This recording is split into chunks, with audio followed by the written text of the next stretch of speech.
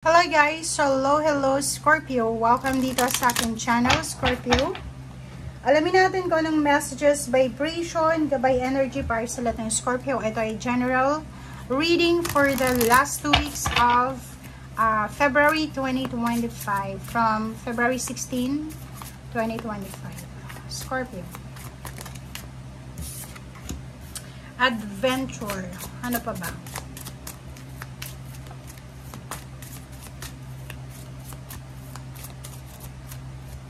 Okay, hope and happiness. Wow. Scorpio. Wow. Okay, it's number 30. It's number 3, 8, 9, 10, 11, 12, 3.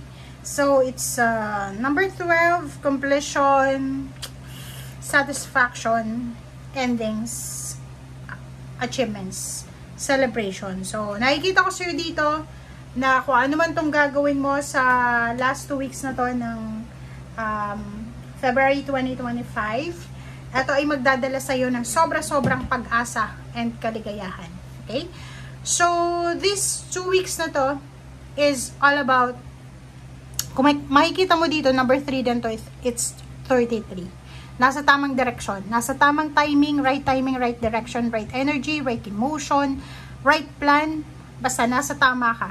So, this weeks na to, February 16 onwards, hanggang 28. Kung ano man itong gagawin mo, it's either magta-travel ka, lilipat ka ng trabaho, lilipat ka ng negosyo, lilipat ka ng career, lilipat ka ng tirahan, kung ano man itong gagawin mo na changes, kung ano man itong gagawin mo na pagbabago, or adventure, gawin mo na. Okay? Wag mo nang patagalin pa. Wag ka nang magpatumpik-tumpik pa. Wag mong sayangin yung energy mo. Wag mong sayangin yung momentum, 'di ba? Pag sobra kang excited ngayong mga linggong ito, gamitin mo yung excitement mo na yan para makagawa ka ng kung ano yung dapat mong magawa. Okay? Pwedeng may travel kang gagawin. Pwedeng may iniisip ka na parang gusto mong mag-abroad, gusto mong pumunta sa ibang bansa, gusto mong pumunta sa ibang lugar. Okay? Nakikita ko yung pag-asa. Punong-puno ka ng pag-asa, punong-puno ka ng excitement, punong-puno ka ng kaligayahan sa linggong ito. Wow! Ang ganda.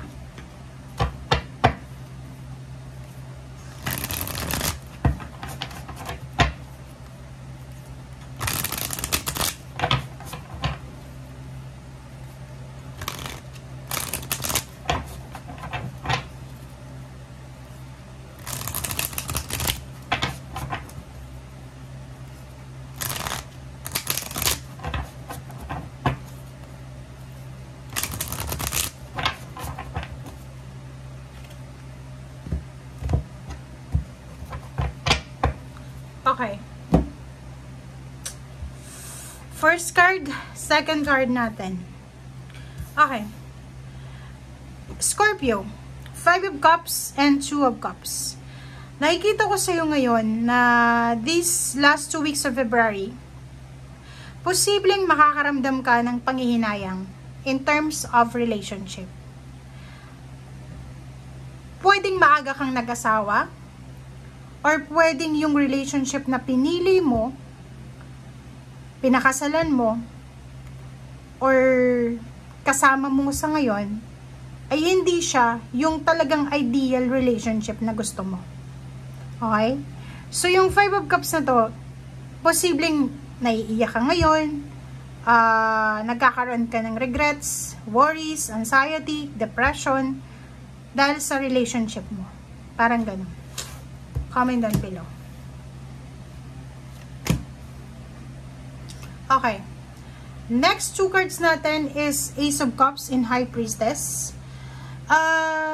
Sinasabi dyan ng bara sa'yo na if ever anuman ang pinagdadaanan mo emotionally, isipin mo na walang perfect na relationship, walang perfect na emotion, walang perfect dito sa mundo.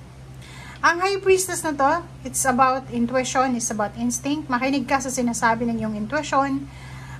yung pag-apo ng cups na yan, yung emotional happiness, hope and happiness, lahat na yan, minamanifest ng lahat ng tao. Hindi ka lang, hindi ikaw yung first timer na nagmamanifest niyan. Kahit ako nagmamanifest ng ganyan.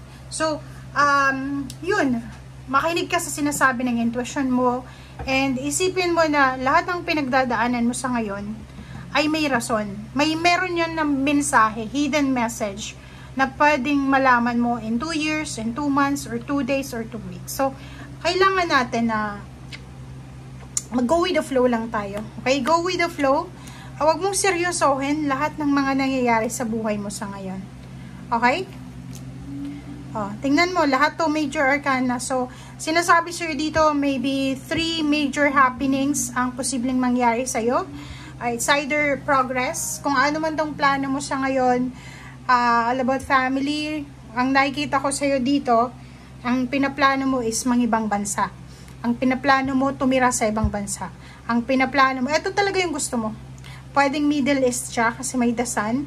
So, pwedeng gusto mong mag-apply sa isang agency para sa pagiging OFW sa Middle East. And nakikita ko, travel, progress, international, Middle East, or doon ka posibleng magiging masaya. Okay, so, maraming possibilities, maraming mga oportunidad na posibleng darating sa'yo sa mga susunod na araw.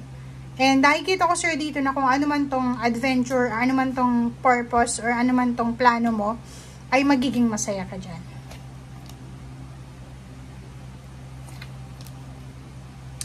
Okay. So, 6 of Swords, diba? Says confirm. It's a confirmation to. It's a confirmation na posibleng ikaw ay magta-travel. Ikaw ay aalis ngayon. Ikaw ay aalis sa isang sitwasyon, sa isang trabaho na alam mo na hindi na productive para sa'yo. Diba? Parang nakikita ko na hindi ka na masaya sa ginagawa mo.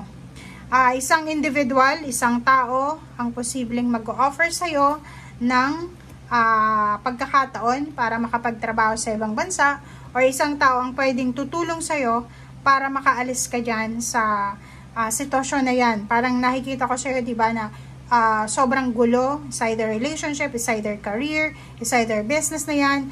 Kung ano man yan ang binibigyan mo ng energy, ng focus mo sa ngayon, nakikita ko sir dito na masyadong masyadong toxic, masyadong magulo, sobrang hirap, nakakapagod, yung sweldo sobrang baba, yung mga tao sa paligid sobrang toxic. Okay? So, nakikita ko sir dito na isang tao, lalaki or babae, ang posibleng tutulong sa'yo, bibigyan kanya ng offer. Ito ay magic. So, unexpected offer, unexpected new beginnings, unexpected travel, unexpected relocation, unexpected relationship, or anything na unexpected na posibleng makatulong sa'yo para makuha mo yung peace and harmony, yung hope and happiness, makuha mo yung happiness, makuha mo yung progress dito. Okay? Thank you guys. Bye!